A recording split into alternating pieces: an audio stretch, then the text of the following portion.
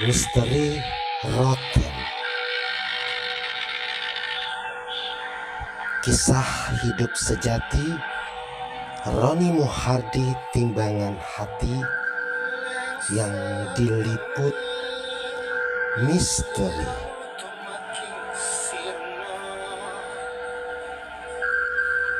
Ojo tangi ngonmu guling,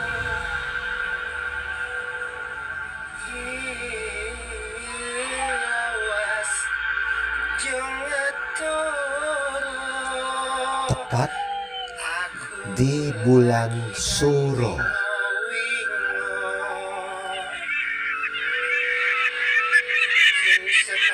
tahun baru Hijriah 18 Oktober 1982, Senin Pahing, seorang bayi terlahir. Pekiknya memecah. Subuh itu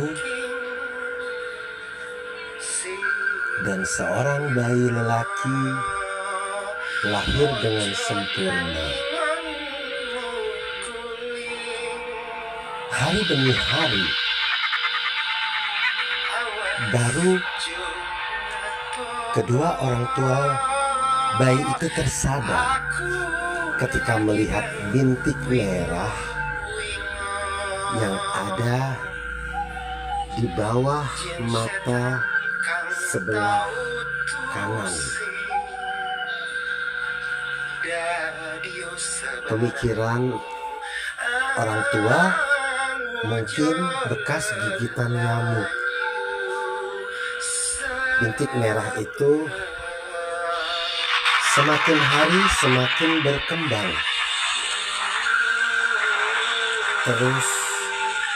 terus membesar dan semakin menebal,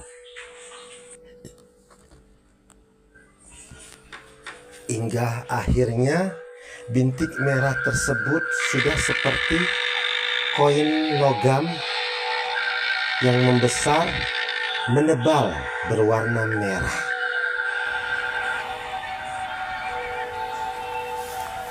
Tepat suatu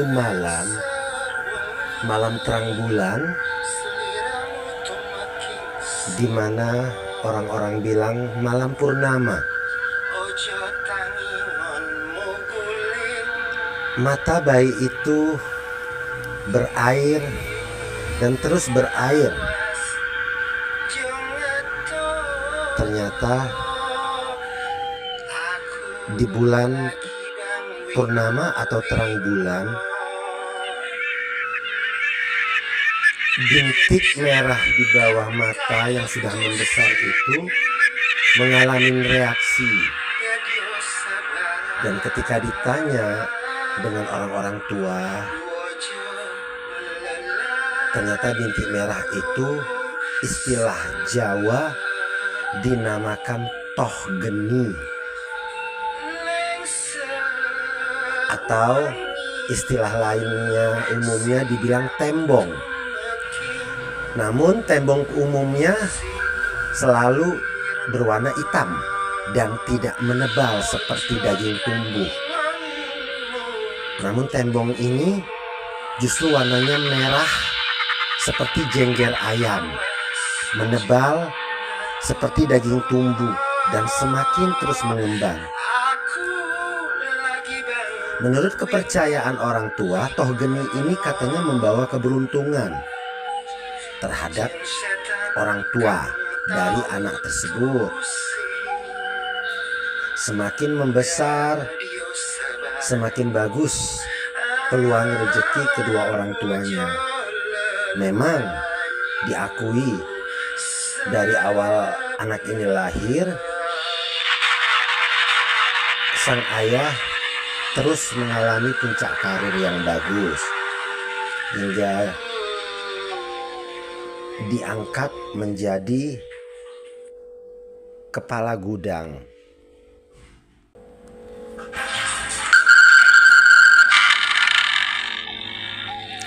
Dari awal kelahiran, sosok Rotem memang sedikit ganjil menurut cerita kedua orang tuaku dan orang-orang di sekitarku.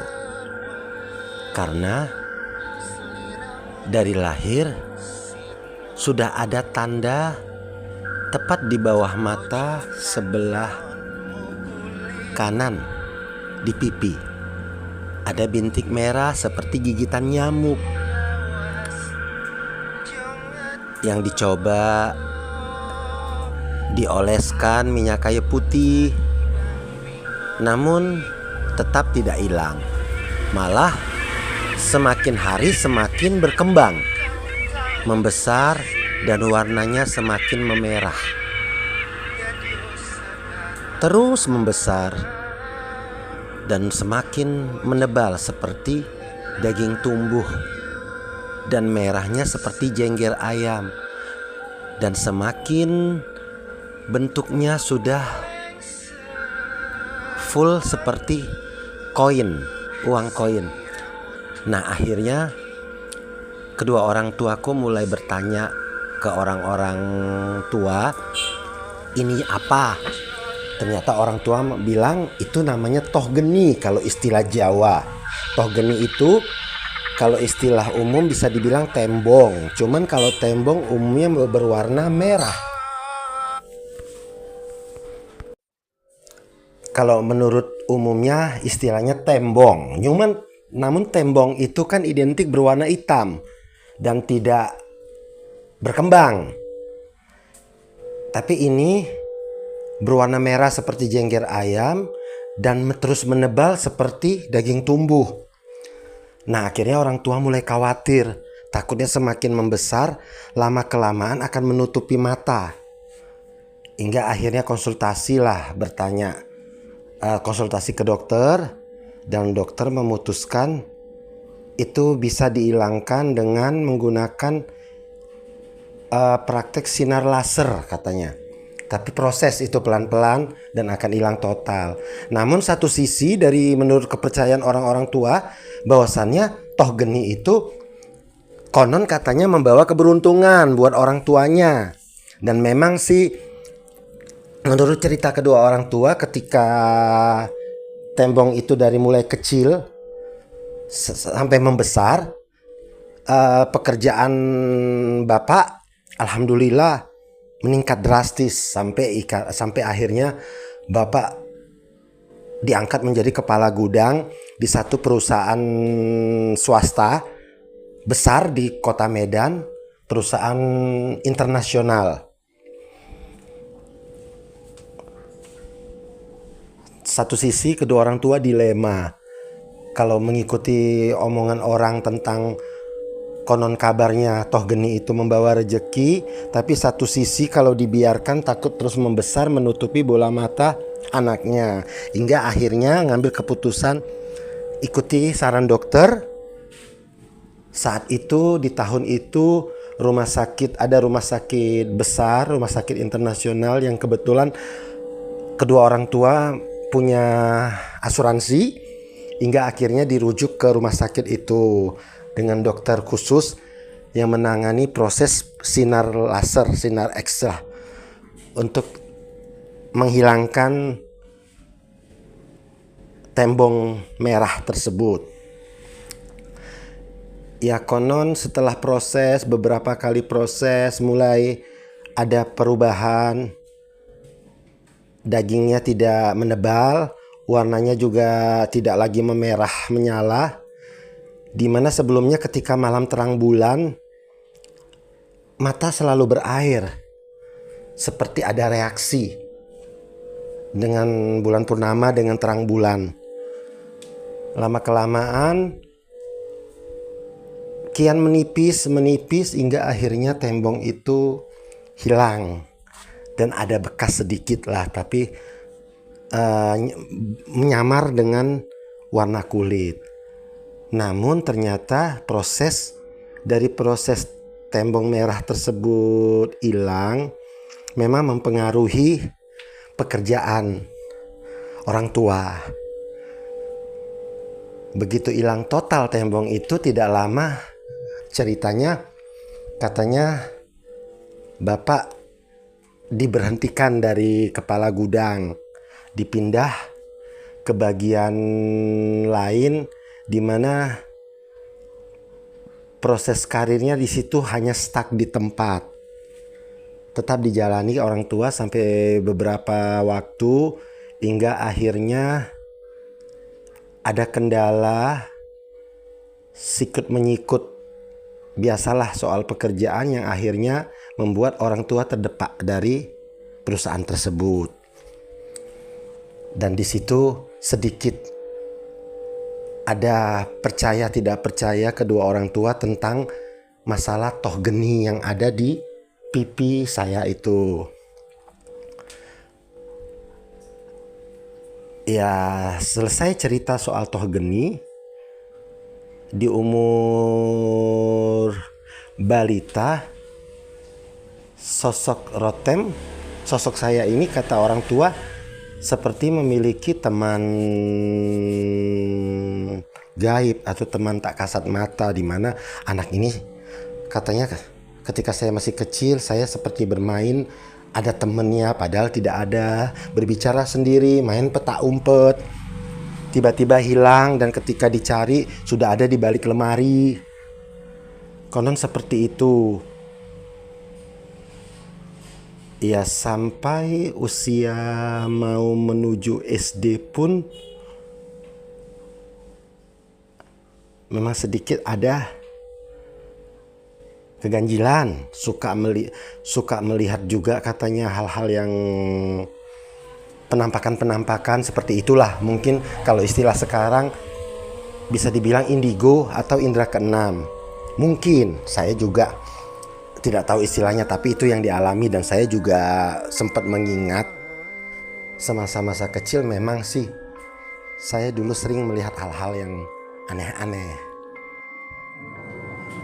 Dan dari semasa kecil pun, semasa anak-anak pun, ketika saya disakiti oleh orang, saya memiliki emosi yang berbeda, emosi yang tidak selayaknya emosi anak kecil. Emosi yang berapi-api, bahkan kadang nekat kembali membalas perlakuan orang dengan bisa melempar dengan batu yang sangat besar ke orang itu. Bahkan ibaratnya dia tetap melawan, bahkan dan memang sih lama-kelamaan orang tua kadang menyadari ketika saya tidak kelihatan atau hilang. Begitu mencari, selalu saya itu bersembunyi di balik selipan lemari. Kalau istilah orang dulu nyelempet di balik lemari, padahal lemari itu sela di lemari itu kecil. Dan sering ditemukan orang tua dalam keadaan, anak kecil dulu dalam keadaan sudah terberak di celana, istilahnya sudah ada selalu ada bersembunyi di balik lemari dalam keadaan terberak di celana. Orang tua mikir kebiasaan buruk atau gimana, padahal mereka tidak tahu.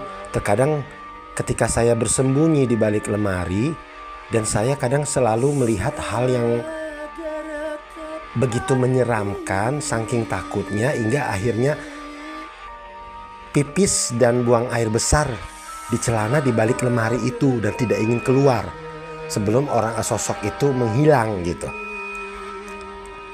Tapi orang tua hanya menyangkanya ini kebiasaan buruk nih, setiap dia hilang pasti dia sudah buang air besar ini bersembunyi di balik lemari, seperti itu.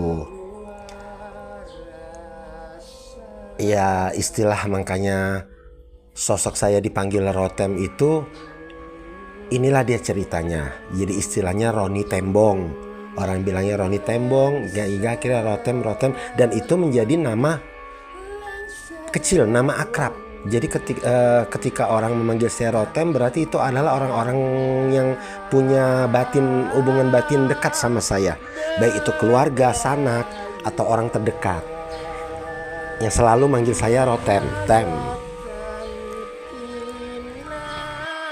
Bahkan lambat laun kenakalan saya pun semakin agak brutal menurut orang tua. semakin aneh juga. Pernah suatu hari kejadian di mana rumah saya dulu, rumah kecil saya itu memiliki lubang sumur. Dan saat itu baru selesai hujan deras dan lubang sumur itu penuh, full mengembang. Airnya itu betul-betul rata sampai di permukaan ujung lubang sumur. Dan entah kenapa saya seperti ada yang memanggil gerakan. Malah ketika sumur itu lagi air melimpah-limpah penuh, saya malah bermain di pinggiran lubang itu. Malah mengajak adik saya tuh, adik yang di bawah Namanya saya bermain Tommy. di situ. Syukur-syukurnya kita tidak terpleset atau tergelincir. Kalau terpleset tergelincir masuk ke dalam, tahap yang terjadi nggak tahu lah. Kita malah bermain dengan kakinya itu, malah kakinya digemericik-gemericik di dalam air itu, berduaan dengan adik sampai akhirnya ketahuan sama nenek dan kakek saya. Dimana kami memanggil nenek itu Mak Uwo dan kakek itu Pak Uwo. Kami dipanggil, mereka panik ngelihat kita di permukaan sumur. Karena sumur itu modelnya tidak seperti sumur-sumur yang sekarang yang ada semen seperti cincin ya. Ini benar-benar sumur alami yang digali berbentuk bulat tapi masih permukaannya pinggir-pinggirnya masih tanah. Dan ketika air itu penuh, di pinggiran sumur itu memang ada permukaan tanah. Disitulah kami duduk dan sumur itu dibatasi oleh seng untuk kalau kita mengambil air dengan timba itu supaya tidak terjerembab ke dalam gitu. Dan saya saat itu sang adik saya masuk nyelip dari samping seng itu masuk ke dalam permukaan dataran tanah di sekitaran sumur itu. Kakek nenek saya Pak Uwo Mak Uwo saat itu panik dan berusaha untuk tidak marah, membujuk pelan-pelan agar anak-anak ini naik semakin naik dan keluar dari pinggiran sumur. Dan ketika sudah keluar barulah kita dimarahin abis, dinasihatin nggak boleh, bahaya, itu sumur itu dalam, kalau kalian masuk tenggelam, tidak ada yang nolong, bisa meninggal atau gimana gitu. Nah, malah ketika saya dimarahin sama Mak Uwo, saya semakin emosi. Saya saat itu tiba-tiba saya mengambil sendal hak tinggi mama, mengamuk, memukul ke kepala Mak Uwo sampai mengalami jendol seperti telur ayam di kepalanya. Dan akhirnya diketahuin sama bapak marah emosi, saya dimarahin abis. Dan saat itu saya dihukum, malah bapak menghukum saya digendong, tapi kaki saya tuh direndam di sumur yang lagi penuh itu, sampai saya menjerit-jerit minta ampun. Ya, saat kejadian saya dihukum itu Pak Uwo sama Mak Uwo marah habis juga sama orang tua saya, sama bapak saya. Tapi maksud bapak saya katanya biar dihukum biar jerah, seperti itu. Ya, itu pengalaman kecil dengan misteri-misteri yang masih hal-hal yang biasa. Namun ketika saya menjelang beranjak remaja,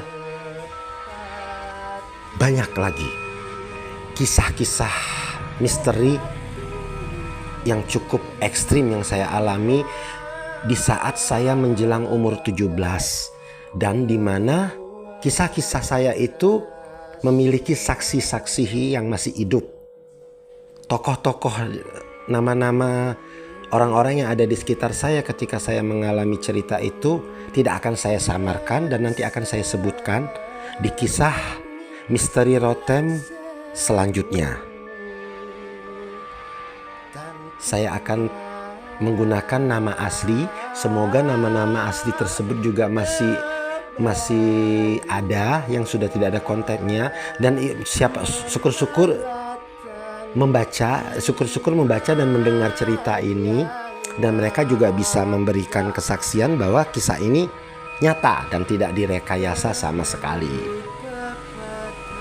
Oke, untuk kisah misteri Rotem yang pertama, yang menceritakan dari kejadian awal lahir sampai masa kanak-kanak, dan saya akan mengulas kisah misteri Rotem selanjutnya di fase menuju remaja, di usia menuju 17 tahun, di mana raga saya seperti terbuka lebar untuk hal-hal yang berbau mistik. Oke, sampai di sini dulu kisah Rotem, Roni Muhardi Timbangan Hati atau Roni Tembong. Semoga cerita ini bermanfaat dan bisa menginspirasi, juga sekedar saya berbagi cerita dan pengalaman untuk menjadikan